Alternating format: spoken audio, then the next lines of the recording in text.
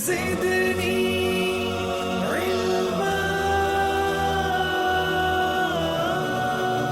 अस्सलाम वालेकुम व्यूअर्स, कैसे हैं आप? आई होप कि आप सब खैरियत से होंगे। मेरी दुआ है कि आप सब खुश रहें और आबाद रहें। व्यूअर्स, ये वीडियो पर्टिकुलरली मैं बना रहा हूँ 150 वाट के पैनल के ऊपर, क्योंकि बहुत से लोग जो हैं वो मार्केट में 150 वाट का छोटा पैनल जो है वो ख़रीदने के लिए जाते हैं। यानी कि जब वो फर्स्ट टाइम सोलर अपने घर में सोलर सिस्टम इंस्टॉल करने के लिए जाते हैं तो वो 150 वाट के पैनल यानी एक छोटा पैनल देख रहे होते हैं, क्योंकि उसकी प्राइस कम होती है और वो चाहते हैं कि वो अपने घर के कोई 1 से 2 पंखे और 2-3 लाइट्स उसके ऊपर सोलर के ऊपर शिफ्ट कर लें। इसके अलावा कुछ लोगों का इतना बजट नहीं होता कि वो फ्रिज के ऊपर या फ्रिज को, मोटर को या अपने घर के बाकी हैवी लोड को सोलर पर डाल सकें। तो ये वीडियो मैं उनके लिए बना रहा हूँ जिनको 150 वाट का पैनल यूज़ करना है और कैसे यूज़ करना है, वो क्या क्या लोड चला सकता है, उसका कितना एक्सपेंस आएगा और उससे आप उसके साथ कौन सी बैटरी लगाएंगे या नहीं लगाएंगे, मुकम्मल मालूमात देने की कोशिश करूँगा। तो चलिए शुरू करते हैं। तो व्यूअर, सबसे पहले मैं आपको बताऊंगा कि 150 वाट का जो पैनल है जब आप परचेज़ करके लाते हैं तो ये पैनल ओपन सर्किट वोल्टेज तकरीबन 20 से 22 वोल्ट के दरमियान, तकरीबन 22 एवरेज वैल्यू है इसकी। इससे थोड़ी आगे पीछे हो सकती है, डिपेंड करता है कि कौन सी कंपनी का पैनल है, क्योंकि 150 वाट की कैटेगरी में बहुत सारी कंपनीज आ रही हैं, उनके साइज़ में भी थोड़ा थोड़ा फ़र्क है। कुछ ऐसी कंपनीज हैं जिनकी डायमेंशन जो है वो 1.4 मीटर के करीब है और कुछ ऐसी जिनका 1.2 मीटर के करीब है, यानी लेंथ में भी थोड़ा थोड़ा फ़र्क मौजूद है ब्रांड के हिसाब से। और विड्थ जो है वो तकरीबन 0.67 मीटर एवरेज है, लेकिन इससे थोड़ी बहुत वेरी करती है, डिपेंड करता है कौन सी कंपनी का पैनल है, राइट। तो ये इसकी डायमेंशन है और ये ओपन सर्किट वोल्टेज तकरीबन 22 भी दे रहे हैं, कुछ पैनल जो है 21 दे रहे हैं, कुछ 22 दे रहे हैं। इसके नहीं, 22 वोल्ट के आसपास ओपन सर्किट वोल्टेज दे रहे होंगे।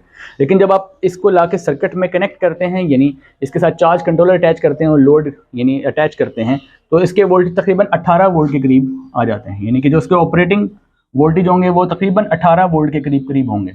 तो 18, 19 कुछ भी हो सकते हैं, डिपेंड करता है कौन सी कंपनी का पैनल है और किस डायमेंशन का पैनल है।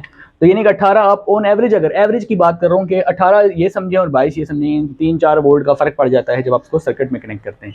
जब इसको आप ओपन सर्किट चेक करेंगे तो इसका करंट 7 एम्पियर के करीब करीब आ रहा होगा। और अगर आप इसको सर्किट में जब कनेक्ट करेंगे तो ज़रूरी नहीं है आपको पूरा दिन 7 एम्पियर मिलता रहे, या डिपेंड करता है वेदर कंडीशंस के ऊपर, इंटेंसिटी ऑफ लाइट के ऊपर, कि कितनी लाइट जो है इसके ऊपर फॉल कर रही है, मौसम कैसा है, वेदर है कि नहीं, क्लाउडी है कि नहीं। फिर ये डिपेंड करता है आपने इसको कहाँ लगाया है, वहाँ पे शैडो तो नहीं आ रहा। फिर डिपेंड करता है कितना आपने एंगल रखा है, राइट, और प्रॉपर डायरेक्शन जो है वो साउथ की तरफ है या नहीं। तो ये सारी चीज़ें जो हैं वो मैटर करती हैं कि आपका पैनल जो है वो कितने एम्पेयर जनरेट कर रहा है। तो अगर वो सर्किट में कनेक्ट करने के बाद आपको 6 to 7 एम्पेयर भी दे सकता है। और कुछ अच्छी क्वालिटी के पैनल्स जब होते हैं, यानी कि अगर आप इसमें 180 वाट की कैटेगरी में चले जाएँ तो ऐसे पैनल्स भी हैं जो 8 एम्पेयर्स भी निकाल रहे होते हैं। लेकिन वो डिपेंड करता है कि आप कौन सी कैटेगरी का पैनल परचेज़ करें, क्योंकि 150 वाट्स, 180 वाट्स और 200 वाट्स, ये तकरीबन आप मार्केट में जाएंगे तो आपको ये 3 पैनल बहुत ज़्यादा देखने को मिलेंगे छोटे साइज़ में। तो कुछ आप कुल कह रहे होंगे ये 180 है, लेकिन जब आप उसको चेक करेंगे तो जो वैल्यूज़ आपको वोल्टेज और करंट की ओपन सर्किट मिलती हैं, अगर आप उसको डे टाइम में चेक करते हैं, दिन के 12 बजे 2 बजे अच्छी धूप के अंदर, open circuit voltage volt meter से चेक कर लें और उसका short circuit current clamp meter से चेक कर लें, उनको आपस में मल्टीप्लाई कर दें तो आपको अंदाज़ा हो जाएगा कि वो किस कैटेगरी का पैनल है। क्योंकि आपको पता है कि पावर जो आप कैलकुलेट करते हैं उसका फार्मूला होता है I/V, यानी डीसी पावर जो है वो सिंपली करंट और वोल्टेज को मल्टीप्लाई, डीसी करंट और डीसी वोल्टेज को मल्टीप्लाई करेंगे, डीसी पावर आ जाएगी। तो बहुत आसान सा फार्मूला है, आप ये लगा के इजीली चेक कर सकते हैं कौन सी कैटेगरी का पैनल है। यानी कि पैनल परचेज करते वक्त ये भी आपने ख्याल रखना है 150 वाट की कैटेगरी का जो पैनल होता है कि उसके पीछे जो क्लैंप लगे, उसके पीछे जो कनेक्टर्स लगे होते हैं MC4 कनेक्टर, जब आप उनको आपस में शॉर्ट करते हैं तो आप क्लैंप मीटर लगा के करंट मेजर कर सकते हैं। लेकिन याद रखें वो क्लैंप मीटर, अगर एक ये है और एक इसका ये है MC4 कनेक्टर, जब इसको आपस में जोड़ेंगे तो क्लैंप मीटर जो है यूं लगाना है, एक वायर में लगाना है। यानी सम टाइम ऐसा होता है कि दुकानदार आपको ये 2 वायर फंसा के दिखा रहा होता है क्लैम्प मीटर में, यानी वायर को बल देते हैं और उसको फिर क्लैम्प करते हैं, तो उसमें करंट ज़्यादा आ रहा होता है। तो ये भी एक फ्रॉड मार्केट में है, तो इससे भी आपने बचना है। तो एक वायर को क्लैम्प करना होगा, 2 वायर को क्लैम्प नहीं करना, सिंगल वायर को ऐसे करके क्लैम्प करना है, फिर से करंट चेक करना है, ठीक है जी। अच्छा, एक तो ये हो गया। दूसरी बात ये कि डायमेंशन आपको पता चल गई, आपको पता चल गया। अच्छा, अब इसकी बात करते हैं कि इससे क्या क्या लोड चला सकते हैं, जो बहुत इंपॉर्टेंट बात है। अच्छा, अब अगर आपके पास 150 वाट की कैटेगरी में एक पैनल है तो आप उसके साथ जो चीज़ें चला सकेंगे, आप 12 वोल्ट्स की डीसी लाइट चला सकते हैं, आप 12 वोल्ट का एसी डीसी फैन चला सकते हैं,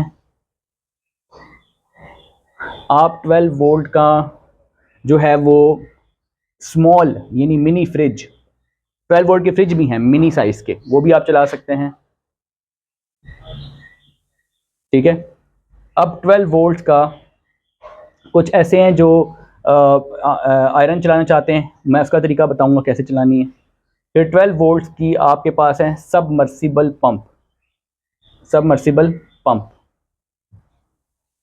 कुछ सबमर्सिबल पंप जो होते हैं वो दोनों पर्पज़ के लिए यूज़ होते हैं, यानी कि अगर आपने एक टैंक से दूसरे टैंक में पानी फेंकना है उसके लिए भी यूज़ हो जाता है, और अगर आपने ज़मीन की गहराई से यानी पानी को बाहर निकालना है तो उसके लिए भी सबमर्सिबल पंप यूज़ होता है बोरिंग में, तो वो भी चलाया जा सकता है। लेकिन ये कितने पैनल्स पे चलेगा ये डिस्कस करना ज़रूरी है। अगर तो आपने 12 वोल्ट की डीसी लाइट चलानी है और अगर वो 1 एम्पेयर लेती है तो वो 12 वाट पे चलेगी, तो एक पैनल जो है ऑन एवरेज आपको कम से कम 90 वाट के करीब तो लाजमी दे देता है ऑन एवरेज, यानी अगर वो 5 एम्पेयर भी करंट दे रहा हो ऑन एवरेज, क्योंकि ज़ाहिर है कि दिन का जो, अगर डे को हम ऐसे देखते हैं, देखें डे को हम ऐसे सोचें, ये आपका पूरा दिन है, ये सुबह का टाइम है, ये दोपहर का टाइम है, ये शाम का टाइम है। तो सुबह का टाइम आपको पैनल जो है आहिस्ता आहिस्ता अपना करंट इंक्रीज़ करेगा, और जब वो पीक पे आएगा, ये इसका पीक टाइम है, यानी कि जो तकरीबन समझें कि पीक टाइम 11 बजे से लेकर 11, 12, 1, 2, 3, ये जो बीच में 3-4 घंटे होते हैं ये पीक टाइम में शुमार होते हैं। और स्टार्टिंग का जो टाइम होता है दिन का, यानी कि 8 बजे, 9 बजे, 10 बजे, ये जो है ये अर्ली मॉर्निंग है। और यहाँ पर इस जगह पे जो इवनिंग का टाइम होता है जैसे 4 बजे, 5 बजे, 6 बजे, वो यहाँ है इस जगह पे। तो करंट जो है वो मैक्सिमम आपको यहाँ मिलता है, और यहाँ कम मिलेगा, यहाँ भी कम मिलेगा। तो ऑन एवरेज हम अगर पीक पे आपको 7 एम्पेयर दे रहा है और यहाँ स्टार्ट में आपको 2 से 3 एम्पेयर दे रहा है, ठीक है, यहाँ पे भी आपको 3 एम्पेयर या 4 एम्पेयर दे रहा है, यानी ऑन एवरेज अगर देखें इन सबको एवरेज कर लें तो आपको तकरीबन 5 एम्पेयर के करीब तो ऑन एवरेज मिल जाएगा करंट। इन्हीं सोलर आवर्स में 5 एम्पेयर के करंट अगर लगाएं और वोल्टेज 18 लगाएं तो तकरीबन 90 वाट्स बनता है, यानी 90 वाट्स ऑन एवरेज वो आपको दे रहा है। अच्छा, अब इसके अंदर 90 वाट्स में आप क्या क्या चला सकते हैं, 5 एम्पेयर में या 6 एम्पेयर में आप ऑन एवरेज क्या चला सकते हैं, क्योंकि हर वक्त तो अगर देखें अगर आपने आयरन यूज़ करनी है तो आयरन के लिए तो आपको पीक जो टाइम है इसके अंदर इस आयरन को आपको पीक टाइम में यूज़ करना चाहिए, क्योंकि यहाँ पे करंट अच्छा मिल रहा होता है। तो डीसी आयरन जो है वो ज़्यादा करंट लेती है, तो इसको डायरेक्ट पैनल पे यूज़ नहीं करना, यानी ऐसा नहीं है कि पैनल परचेज करके लाए डायरेक्ट आयरन चला रहे हैं उसके साथ, ऐसे नहीं करना आपने, इससे आपका पैनल भी ख़राब हो सकता है। आपने ये करना है कि आयरन जो है चूंकि ज़्यादा करंट लेती है, 10 एम्पेयर से भी ज़्यादा करंट ले लेती है कभी कभार, तो उसको ये करना है आपने कि आप उसके साथ एक बैटरी लगाएंगे, यानी 20 AH की या 35 AH की, यानी 20 एम्पेयर, 20-35 की कोई बैटरी ले लें, छोटी बैटरी। अगर आपके पास एक पैनल है, अगर एक पैनल है तो बैटरी बहुत बड़ी इस्तेमाल नहीं करनी, मतलब ऐसा नहीं है कि आप 150 वाट का एक पैनल लें, साथ 100 AH की एक बैटरी लें, 100 वाली बैटरी लें, तो 100 AH की बैटरी तो उससे चार्ज नहीं होगी एक दिन में, ठीक है। तो एक पैनल जो है वो बड़ी बैटरी को चार्ज नहीं कर पाएगा, उसके लिए छोटी बैटरीज लगती हैं, जैसे 20 AH, 35 AH की बैटरी ज़्यादा से ज़्यादा एक पैनल के साथ लगाएं। अच्छा, आयरन को चलाने का तरीका बता दिया कि आयरन के साथ एक बैटरी लगाएं और पीक टाइम में इसको यूज़ करें, यानी 20 AH की बैटरी भी अगर आप लगा देते हैं, साथ एक 150 वाट का पैनल लगा देते हैं, तो आप पीक टाइम में आयरन को इस्तेमाल करें। इस टाइम में और इस टाइम में यूज़ ना करें, क्योंकि आयरन ज़्यादा करंट लेती है, फिर वो बैटरी जल्दी आपकी सिंक हो जाएगी, करंट आप इतना आ नहीं रहा होगा, तो आप जो है ना वो परेशानी का सामना होगा। तो बेहतर ये है कि या तो पैनल दो पैरल में लगे हुए हों, PWM चार्ज कंट्रोलर हो, फिर तो ठीक है, फिर आप इस वक्त और इस वक्त भी यूज़ कर लें, क्योंकि करंट जो है वो 2 पैनल मिल के बना रहे हैं तो ज़्यादा एफिशिएंसी मिलेगी। लेकिन अगर आपके पास एक पैनल है तो फिर इस वक्त आयरन यूज़ करें बैटरी के साथ, बैटरी के बगैर डायरेक्ट नहीं करना। ये तो है आयरन चलाने का तरीका। 12 वोल्ट की आयरन की बात कर रहा हूँ। फिर है 12 वोल्ट की मिनी फ्रिज। 12 वोल्ट का फ्रिज पाकिस्तान में बहुत सी कंपनीज बनाने लग गई हैं। कराची में पहले आज से 3 साल पहले, 4 साल पहले लाइन कंपनी ने एक फ्रिज बनाया था। वो लाइन कंपनी का फ्रिज अभी भी आपको मिल जाता है, अगर आप उसको सर्च करेंगे आपको वो मिल जाएगा। और आप वो मिनी फ्रिज है, वो छोटा फ्रिज है, बड़ा फ्रिज नहीं है, मिनी फ्रिज जो है वो भी 150 वाट के पैनल पे इस पीक आवर में चल जाता है। लेकिन अगर आपने इन आवर्स में चलाना है तो आपको एक से ज़्यादा पैनल लगाने पड़ते हैं। अगर आपको 24 घंटे वो चलाना है तो कम से कम 4 पैनल और तकरीबन 150 से 180 AH की बैटरी आप लगाएंगे।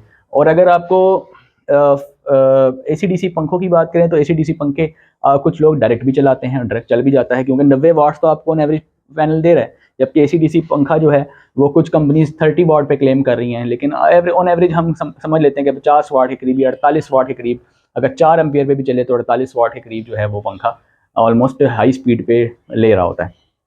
लेकिन अगर आप 3 से 4 एम्पियर के दरमियान में उसका करंट अगर वेरी करता है तो आप समझ लें कि 30 वाट से लेकर मिनिमम 30 वाट से लेकर मैक्सिमम 50 वाट के दरमियान में एक AC/DC पंखा कंज्यूम करता है। यानी कि पीक आवर में आप 2 पंखे AC/DC मैनेज कर सकते हैं 150 वाट के एक पैनल के साथ विद बैटरी। ठीक है, अगर बैटरी के बगैर चलाना चाहते हैं तो बैटरी के बगैर पंखा जो है उसका जो एक DC पंखा जो होता है ना, AC/DC पंखा, उसके साथ एक सर्किट होता है जो कि एक उसके साथ पंखे के बिल्कुल ऊपर की तरफ इंस्टॉल होता है। वो जो DC सर्किट होता है वो अक्सर ख़राब होता है, अक्सर उसमें कंप्लेन आती है। वो कंप्लेन क्यों आती है कि आप कभी बाद लोग उसको डायरेक्ट चला रहे होते हैं, डायरेक्ट उसको ना चलाएं, क्योंकि देखें डायरेक्ट अगर आप चलाएंगे तो ऊपर जो पैनल के वोल्टेज हैं वो वेरी करते हैं। ठीक है, वोल्टेज और करंट उसका वेरी कर रहा होता है, एक जैसा तो नहीं आ रहा। चार्ज कंट्रोलर आपने बीच में लगाया नहीं है, तो चार्ज चूंकि वेरी करेगा तो उस वेरिएंस की वजह से जो है आपका वो जो सर्किट है वो डैमेज हो सकता है। तो रिकमेंडेड यही है कि जब भी आप AC/DC पंखा यूज़ करें तो बेहतर ये है कि बैटरी का इस्तेमाल जो है वो बहुत बेहतर रहता है, ताकि वोल्टेज स्टेबल वोल्टेज आपको देखने को मिले और आपकी जो अप्लायंसेज एंड DC अप्लायंसेज वो ख़राब ना हो। अच्छा, फिर आप देखें कि DC लाइट्स, अब DC लाइट्स अगर आप इसके साथ जो हैं वो डायरेक्ट अटैच कर देंगे तो DC लाइट्स बर्न हो जाती हैं। अक्सर ये कंप्लेन आती है कि DC बल्ब जल जाते हैं, जैसे ही आप 12 वोल्ट पर अक्सर DC बल्ब जलने की कंप्लेन आती है। तो मैं आपको 2 चीज़ें बताता हूँ। एक तो ये कि डायरेक्ट ना चलाएं, डायरेक्ट इन DC लाइट्स को उसके साथ प्लग ना करें, बल्कि साथ एक चार्ज कंट्रोलर जो PWM चार्ज कंट्रोलर होता है 30 एम्पियर का कम से कम आप यूज़ करें, जो अच्छा वर्किंग, जिसकी वर्किंग थोड़ी बेहतर है।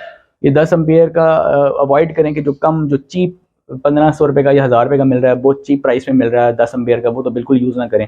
कम से कम 30 एम्पियर का यूज़ करें अगर आपके पास 1 या 2 पैनल हैं तो 30 एम्पियर का यूज़ करें, अच्छी कंपनी का यूज़ करें। लाइन कंपनी का भी आता है और भी बहुत सारी कंपनीज हैं जो बना रही हैं इसको, लेकिन ये है कि जो वो थोड़ा सा एक्सपेंसिव ज़रूर होता है, हो सकता है वो आपको 2500 या 3000 का मिल जाए, लेकिन वो क्वालिटी में थोड़ा बेहतर होता है।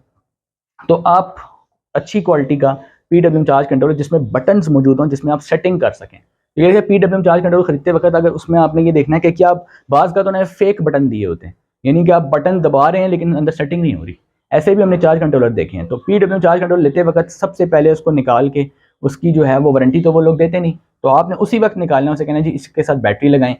और जैसी बैटरी अटैच होगी तो आपने उसकी सेटिंग करके देखनी है, सेटिंग के अंदर जाना, उसे कहना है इसे सेटिंग करके दिखाएं बैटरी के, यानी कि कहाँ इसको लोड कट ऑफ कराना है ये सेटिंग करके दें, कहाँ पे आपने बैटरी मैक्सिमम कितनी चार्ज करनी है ये सेटिंग भी करके दें, और बैटरी के मिनिमम वोल्टेज कितने होने चाहिए, जहाँ पे मिनिमम वोल्टेज कितने हों और मैक्सिमम कितने वोल्टेज हों, लोड कहाँ कट ऑफ हो, ये सारे पैरामीटर उसमें आप चेक करके लें कि क्या आप ये उसमें चेंज कर सकते हैं या नहीं कर सकते। जब ये चेक हो जाए फिर आप परचेज़ करें, क्योंकि उसकी वारंटी अक्सर नहीं मिलती। तो एक तो ये चीज़ बात का ख्याल रखना है कि इसको डायरेक्ट नहीं चलाना है, इसको आपने PWM चार्ज कंट्रोलर के साथ चलाना है। नंबर 2, इसके साथ रेजिस्टेंस भी लगती है, यानी इसके साथ 5 वाट 0.47 ओहम या समटाइम्स 2.2 ओहम, 0.47 ओहम या 2.2 ओहम, इनमें से कोई भी रजिस्टर आपको मिल जाती है जो 5 वाट की होती है, वो आप लगा सकते हैं। आप ये DC लाइट्स जो हैं 12 वोल्ट के साथ चला सकते हैं। ठीक है, लेकिन अगर आप रेजिस्टेंस सीरीज़ में लगाएंगे तो आपका जो है ये लाइट्स जो हैं वो ख़राब नहीं होंगी, नहीं जलेंगी। अगर रेजिस्टेंस नहीं लगाएंगे तो अक्सर बैटरी पे भी अगर चलाएं तो ये लाइट्स अक्सर ख़राब हो जाती हैं, इनकी कंप्लेन ज़्यादा है। तो आपने इस बात का ख्याल रखना है कि एक तो बैटरी पे चलाना है, डायरेक्ट नहीं चलाना, और दूसरी रेजिस्टेंस साथ लगानी है, तो आपकी लाइट्स ख़राब नहीं होंगी। फिर इसकी फ़ैन की स्पीड का प्रॉब्लम आता है अक्सर। अक्सर लोग कहते हैं जी फ़ैन की स्पीड जो पूरी नहीं मिल रही, हालांकि बैटरी फुल चार्ज है, बैटरी फुल चार्ज है, फ़ैन की स्पीड पूरी नहीं मिल रही। तो इसमें अब 2 चीज़ें हो सकती हैं, 2 ही प्रॉब्लम हो सकते हैं। एक प्रॉब्लम हो सकता है वायरिंग का, DC वायरिंग का, और एक प्रॉब्लम हो सकता है PWM चार्ज कंट्रोलर का। PWM चार्ज कंट्रोलर जो है वो आपने कम एम्पेयर का नहीं लगाना, क्योंकि उस पर लिखा 10 है तो वो 10 होता नहीं है, एक्चुअली वो जिसके ऊपर झूठ लिखा होता है। अगर वो लिखा 30 है तो वो 30 कभी भी नहीं होता, उस पर वो झूठ लिखा होता है। तो हमारे यहाँ पे जो चाइनीज़ चीज़ें मिल रही हैं उसमें 50% झूठ समझें आप चीज़ों को। तो इसलिए अगर आप ये समझ के चलेंगे तभी आप चीज़ें जो हैं वो सही चलेंगी। अच्छा, अब ये कि AC/DC फ़ैन जब आपने परचेज़ करना है, आप स्पीड चाहते हैं कि अच्छी रहे, तो आपने 4 mm की वायर यूज़ करनी है, DC वो भी। ठीक है, बाद लोग AC वायरिंग यूज़ कर रहे होते हैं बीच में, तो DC अप्लायंसेस के लिए AC वायरिंग यूज़ नहीं होती। 329, 729 आप यूज़ ना करें। DC wiring, DC appliances DC wiring पे चलानी है, और अगर आप अपने घर में ज़्यादा आपका लोड है, एक से ज़्यादा AC/DC पंखे हैं, 3 कमरे हैं, 4 कमरे हैं, सब में AC/DC पंखे लगे हुए हैं, तो आपने 4 mm की DC वायरिंग चलानी है घर में कम से कम, ताकि करंट अच्छा मिले, स्पीड कम ना हो। और एक PWM चार्ज कंट्रोलर अच्छे एम्पेयर का लगाना है, कम से कम 60 एम्पेयर का लगाना है PWM चार्ज कंट्रोलर, अगर आपके पंखे 3 या 4 या 5 हैं, ठीक है। फिर आपकी स्पीड कम नहीं होगी इसकी, ठीक है। उसके बाद आप बात करते हैं फ्रिज, मैंने आपको बता दिया है, आयरन भी बता दिया है। अब बात कर लेते हैं सबमर्सिबल पंप की। सबमर्सिबल पंप जो है 12 वोल्ट में जो आता है, इसके साथ क्योंकि करंट ज़्यादा लेता है, 5 एम्पेयर से ज़्यादा करंट लेता है, तो आपको 2 पैनल्स कम से कम लगाना चाहिए अगर आपको सिंगल बैटरी के साथ चलाना चाहते हैं। अगर आप सिंगल बैटरी पे ऑपरेट कर रहे हैं, 12 वोल्ट पे ऑपरेट कर रहे हैं, तो 150 वाट के 2 पैनल आपने पैरेलल में कनेक्ट करने हैं ताकि उनका करंट जमा हो जाए। यानी 150 वाट के अगर आप 2 पैनल यूज़ करते हैं और पैरेलल में लगाते हैं, साथ PWM चार्ज कंट्रोलर एक छोटी बैटरी लगाते हैं, तो उसके साथ आप ये सबमर्सिबल पंप जो है वो चला सकते हैं। लेकिन ये जो 12 वोल्ट का सबमर्सिबल पंप होता है, इसकी ज़्यादा रेंज नहीं होती, इसकी ज़्यादा गहराई नहीं होती, तो इसकी ज़्यादा से ज़्यादा 30 फुट पे काम करता है, 30 फुट पे ये प्रॉपर काम करता है। लेकिन अगर आपके पास 30 फुट से ज़्यादा गहराई है, यानी 60-70 फुट 80 फुट है, तो आप उसको 24 वोल्ट का सिस्टम जो है वो लगाते हैं। यानी कि 12 वोल्ट का सबमर्सिबल पंप नहीं लगाते, बल्कि 24 वोल्ट का। अगर गहराई ज़्यादा हो, डिस्टेंस ज़्यादा हो, तो 24 वोल्ट पे इसको इस्तेमाल करें। अगर उससे भी ज़्यादा गहराई हो तो 36 वोल्ट पे इस्तेमाल करें। अगर उससे ज़्यादा गहराई हो तो फिर आप 48 वोल्ट पे इसको इस्तेमाल करें। लेकिन 24 वोल्ट का जो सबमर्सिबल पंप होता है, उसकी वो तकरीबन 70-80 फुट 90 फुट तक आराम से काम करता है। अगर ज़्यादा गहराई हो तो आपने वोल्टेज इंक्रीज़ कर देने हैं, ठीक है जी। अच्छा जी, अब आपको इसकी वेट की अगर बात करें तो 150 वाट का जो पैनल होता है, तकरीबन 10 से 11 किलोग्राम, यानी 10 से 11 किलोग्राम इसका वज़न होता है। और जब ये पैनल परचेज़ करेंगे तो इसमें ऐसे सेल्स बने होते हैं, ऐसे सेल्स बने होते हैं, यानी कि आपको ऐसे कुछ रोज़ एंड कॉलम्स नज़र आ रहे होते हैं, ठीक है। तो ये ऐसे सेल, ये एक सेल कहलाता है। तो ये आप देखना कि जो बीच में वाइट एरिया होता है, ये जो लाइन्स लगी होती हैं, जो वाइट एरिया ज़्यादा नहीं होना चाहिए। ज़्यादातर एरिया ब्लैक होना चाहिए, जिसमें सेल्स एक्चुअली वर्क कर रहे होते हैं। जहाँ सेल एरिया जो है ब्लैक होता है, और जो वाइट एरिया मोटी मोटी लाइन्स लगी होती हैं, वो इस तरह के पैनल आपने परचेज़ नहीं करने हैं, जो कि मैं कई वीडियोज़ में बताता रहता हूँ। अब बात कर लेते हैं प्राइस की। तो व्यूअर्स, प्राइस जो है वो 10,500 से लेकर मार्केट में तकरीबन 13,000 के दरमियान आपको एक ऐसे पैनल मिलेंगे जो, देखें ब्रांड, अब आप कहेंगे कौन सा ब्रांड लें। अब ऐसे भी पैनल हैं 150 वाट में, जो 180 वाट में, ऐसे पैनल भी हैं 180 वाट में जो 20,000 का भी है। जैसे फ्रोनस कंपनी का पैनल 19 से 20,000 से कम नहीं मिलता। जो अच्छा, इन्वेरेक्स का पैनल बहुत एक्सपेंसिव है। इसी तरह और भी बहुत सी कंपनीज हैं जो पैनल महंगा, उनका बहुत एक्सपेंसिव पैनल बेच रही हैं हालांकि।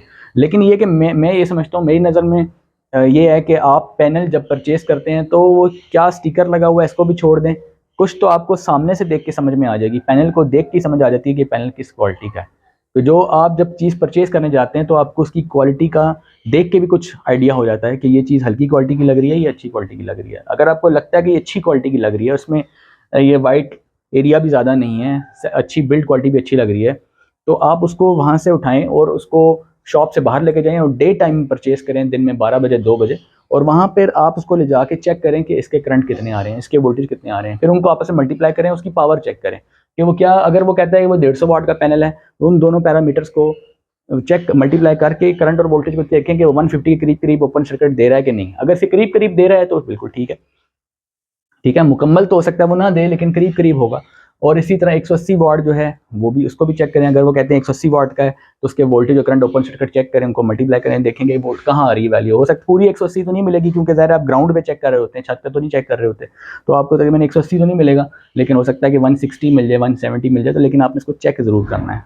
और DC वायरिंग जो है वो हल्की इस्तेमाल नहीं करनी, कॉपर की यूज़ करनी है। और कम से कम जो है वो, अगर आपके पास एक पैनल है तो एक पैनल के लिए सिर्फ एक पैनल है और एक ही लोड है, तो फिर तो 4 mm वायर की भी ज़रूरत नहीं, फिर तो आप 2 mm की वायर भी कॉपर में अगर लगा लें तब भी ठीक है। 4 mm की वायर तब लगती है जब करंट कैपेसिटी ज़्यादा हो, पैनल्स ज़्यादा हों, तब जाके 4 mm पे आप जाते हैं। इसके ऊपर एक अलग वीडियो बनाएंगे DC वायरिंग के ऊपर, कि DC वायरिंग जो है वो कितनी कैपेसिटी की लगानी चाहिए और कितना एम्पेयर जो है वो बर्दाश्त कर सकती है। ये सारी चीज़ें जो हैं वो किसी और वीडियो में डिस्कस करेंगे। आई होप कि आपको 150 वाट के पैनल के बारे में काफ़ी मालूमात मिल गई होगी।